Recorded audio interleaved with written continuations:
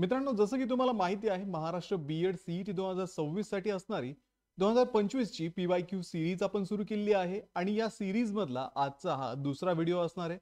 आजच्या व्हिडिओमध्ये आपण सामान्य ज्ञान आणि चालू घडामोडी या सेक्शन मधून 2025 चे उर्वरित पीवायक्यू पाहणार आहोत. जे प्रश्न 2025 च्या परीक्षेमध्ये विचारले होते, तर त्या प्रश्नांचं आपण डिटेल एक्सप्लेनेशन आजच्या व्हिडिओमध्ये पाहणार आहोत.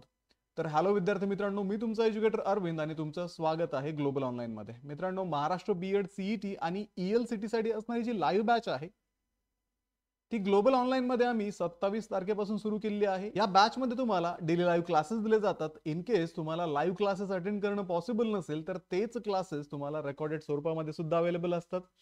हे क्लासेस इंटरॅक्टिव्ह स्वरूपाचे असून याच्यामध्ये मराठी आणि इंग्रजी अशा दोन्ही माध्यमामध्ये शिकवलं जातं. तसेच विद्यार्थी मित्रांनो, संपूर्ण अभ्यासक्रमाच्या अपडेटेड नोट्स, 50 पेक्षा अधिक मॉक टेस्ट आणि 2000 पेक्षा अधिक एमसीक्यू सुद्धा तुम्हाला या बॅच मध्ये प्रोव्हाइड केले जातात. तर बॅचला जॉईन करण्यासाठी तुम्ही स्क्रीनवरती दिलेल्या नंबरवरती व्हॉट्सअप करू शकता किंवा प्ले स्टोरवरती जाऊन तिथेही ग्लोबल ऑनलाईन ऍप मध्ये हा कोर्स तुम्ही जॉईन करू शकता. तर विद्यार्थी मित्रांनो, आजच या बॅचला जॉईन करा आणि आपलं जे गव्हर्नमेंट कॉलेजमध्ये ऍडमिशन घेण्याचं स्वप्न आहे ते पूर्ण करण्याच्या तयारीला लागा. तर विद्यार्थी मित्रांनो, सुरू करूया आजच्या प्रश्नांना. प्रश्न आहे, the headquarters of the world trade organisation that is WTO is located at. जागतिक व्यापार संघटनेचे WTO चे मुख्यालय येथे आहे. तुम्हाला इथे ऑप्शन्स दिलेत: रोम, कॅनडा, जिनेव्हा आणि न्यूयॉर्क. तर विद्यार्थी मित्रांनो, जागतिक व्यापार संघटनेचे म्हणजेच WTO चे मुख्यालय जिनेव्हा, स्वित्झर्लंड येथे आहे.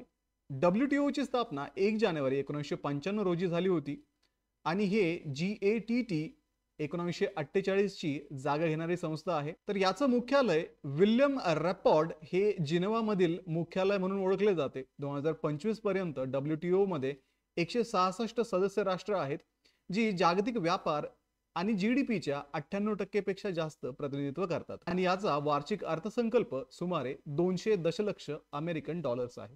त्यामुळे या प्रश्नाचं योग्य उत्तर आहे ऑप्शन सी, जिनेव्हा. पुढचा प्रश्न पाहूयात. Who was the recipient of the first Arjuna award in football. Football मधील पहिला अर्जुन पुरस्कार प्राप्तकर्ता कोण होते? तर विद्यार्थी मित्रांनो, तुम्हाला इथे ऑप्शन्स दिलेत: आर्मांडो एग्नेलो कोलाको, PK बॅनर्जी, संदेश झिंगन, लाला अमरनाथ. तर विद्यार्थी मित्रांनो, फुटबॉल मधील पहिला अर्जुन पुरस्कार 1961 मध्ये PK बॅनर्जी यांना प्रदान करण्यात आला. अर्जुन पुरस्कार हा भारत सरकारच्या युवा कामगार आणि क्रीडा मंत्रालयाने 1961 मध्ये सुरू केला आणि पहिल्या वर्षी एकूण 20 खेळाडूंना हा पुरस्कार देण्यात आला, ज्यात PK बॅनर्जी हे फुटबॉल क्षेत्रातील प्रख्यात व्यक्तिमत्व होते. त्यामुळे ऑप्शन बी, PK बॅनर्जी या प्रश्नाचं योग्य उत्तर असणार आहे. पुढचा प्रश्न आहे, the major constituent of LPG is. LPGचा मुख्य घटक कोणता आहे? ऑप्शन्स आहेत मिथेन, ब्युटेन, इथेन आणि प्रोपेन.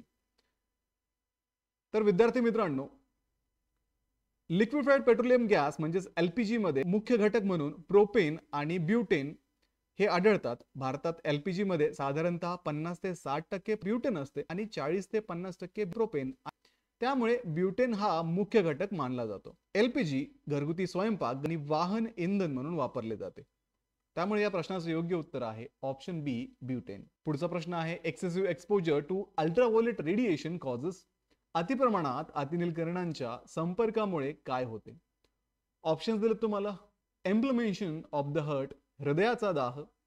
ऑप्शन बी आहे जॉन्डिस म्हणजे पिवळी कावीळ, डॅमेज टू द लंग्स, फुफ्फुसांचे नुकसान आणि स्किन कॅन्सर, त्वचेचा कर्करोग. तर विद्यार्थी मित्रांनो, अतिप्रमाणात अतिनील किरणे म्हणजेच UV रेडिएशन मिळाल्यास त्वचेचा कर्करोग होतो. याशिवाय त्वचेचे अकाली वृद्धत्व, डोळ्यांचे रोग, रोगप्रतिकारक शक्ती कमी होणे असे इतर दुष्परिणाम सुद्धा होऊ शकतात. मात्र त्वचेचा कर्करोग हे सर्वात गंभीर आणि मोठ्या प्रमाणात होणारे दुष्परिणाम आहे. त्यामुळे ऑप्शन डी, स्किन कॅन्सर, त्वचेचा कर्करोग हे या प्रश्नाचं योग्य उत्तर असणार आहे. Who among the following was associated with the Chipko movement. खालीलपैकी कोण व्यक्ती चिपको आंदोलनाशी संबंधित आहे? तर विद्यार्थी मित्रांनो, सुंदरलाल बहुगुणा हे 1973 मध्ये उत्तराखंड येथे सुरू झालेल्या चिपको आंदोलनाचे सर्वात प्रमुख नेते होते. त्यांनी जंगलतोड रोखण्यासाठी झाडांना मिठी मारणे हे जगभर प्रसिद्ध केले. त्यांनी हा लढा देश पातळीवरती नेऊन 1980 मध्ये पंतप्रधान इंदिरा गांधी यांच्याकडनं हिमालयन जंगलात हरित वृक्षतोडीवरती 15 वर्षाची बंदी घातली. 2009 मध्ये पर्यावरण संवर्धनातील महत्त्वपूर्ण योगदानासाठी सुंदरलाल बहुगुणा यांना पद्मविभूषण देण्यात आला. त्यामुळे ऑप्शन बी सुंदरलाल बहुगुणा या प्रश्नाचं योग्य उत्तर आहे. पुढचा प्रश्न पाहूयात. Which of the following is used as a fuel in a spaceship? खालीलपैकी कोणते इंधन अंतराळ यानात वापरले जाते? तुम्हाला ऑप्शन्स दिलेत लिक्विड हायड्रोजन, नायट्रोजन, हेलियम आणि कार्बन डायऑक्साईड. तर विद्यार्थी मित्रांनो, अंतराळ यानासाठी वापरण्यात येणारे सर्वाधिक सामान्य इंधन म्हणजे द्रव हायड्रोजन म्हणजेच लिक्विड हायड्रोजन आणि द्रव ऑक्सिजन म्हणजेच लिक्विड ऑक्सिजन. हा प्रकार अमेरिकन स्पेस शटल सॅटर्न 5 आणि अनेक आधुनिक रॉकेटमध्ये वापरण्यात आला आहे. नासा आणि इस्रो यांच्या वतीने या इंधनांचा वारंवार वापर करण्यात येतो. त्यामुळे या प्रश्नाचं योग्य उत्तर आहे लिक्विड हायड्रोजन म्हणजेच द्रव हायड्रोजन. पुढचा प्रश्न पाहूयात. Match the following. लिस्ट 1 दिली आहे तुम्हाला आणि लिस्ट 2 दिली आहे. लिस्ट 1 मध्ये तुम्हाला नॅशनल पार्क आणि लिस्ट 2 मध्ये तुम्हाला राज्य दिली आहेत. तर Sundarbans national park, Bandhavgarh national park, Sanjay Gandhi national park आणि काझीरंगा नॅशनल पार्क या तुम्हाला नॅशनल पार्क दिलेत. आणि स्टेट्समध्ये महाराष्ट्र, आसाम, मध्य प्रदेश आणि वेस्ट बेंगॉल हे राज्य तुम्हाला इथे दिलेले आहेत.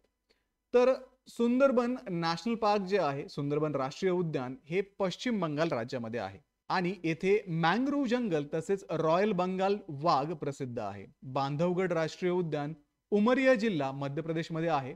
येथे भारतातील सर्वाधिक वाघांची घनता आहे. संजय गांधी राष्ट्रीय उद्यान महाराष्ट्र येथे आहे. काझीरंगा राष्ट्रीय उद्यान आसाम राज्यात आहे आणि जगातील सर्वात मोठ्या एकशिंगी गेंड्यामुळे प्रसिद्ध आहे. त्याच्यामुळे या प्रश्नाचं योग्य उत्तर असणारे ऑप्शन A4, B3, C1 आणि D2. पुढचा प्रश्न पाहूयात. The Rajiv Gandhi Khel Ratna award has been renamed as. Rajiv Gandhi Khel Ratna पुरस्काराचे नवीन नाव काय आहे? तुम्हाला ऑप्शन्स दिलेत अर्जुन अवॉर्ड, मेजर ध्यानचंद खेल रत्न अवॉर्ड, मिल्खा सिंग खेल रत्न अवॉर्ड आणि एकलव्य अवॉर्ड. तर विद्यार्थी मित्रांनो, राजीव गांधी खेल रत्न पुरस्काराला 6 ऑगस्ट 2021 रोजी भारताचा सर्वोच्च क्रीडा सन्मान म्हणून मेजर ध्यानचंद खेल रत्न पुरस्कार हे नाव देण्यात आले. मेजर ध्यानचंद हे भारताचे महान हॉकीपटू आहेत ज्यांनी भारतीय हॉकीला जागतिक स्तरावरती प्रतिष्ठा मिळवून दिली. हा पुरस्कार दरवर्षी दिला जातो. ₹25 लाखाचे पारितोषिक यामध्ये असते आणि खेळात उल्लेखनीय कामगिरी करणाऱ्या खेळाडूंना हे दिले जाते. त्यामुळे या प्रश्नाचं योग्य उत्तर आहे मेजर ध्यानचंद खेल रत्न अवॉर्ड, ऑप्शन बी. पुढचा प्रश्न पाहूयात. The Pradhan Mantri Ujjwala Yojana for Indian woman is related to. भारतीय महिलांसाठी प्रधानमंत्री उज्ज्वला योजना कोणाशी संबंधित आहे? तुम्हाला ते ऑप्शन्स दिलेत LPG connection, free induction appliances म्हणजेच मोफत induction appliances, gas pipeline connection आणि नन ऑफ दिस. तर विद्यार्थी मित्रांनो, प्रधानमंत्री उज्ज्वला योजना म्हणजेच PMUY 1 मे 2016 रोजी सुरू झाली, ज्याचा मुख्य उद्देश गरीब आणि वंचित परिवारातील महिलांना मोफत LPG कनेक्शन देणे आहे. 2023 पर्यंत या योजनेअंतर्गत 1 कोटीहून अधिक LPG कनेक्शन देण्यात आले आहेत.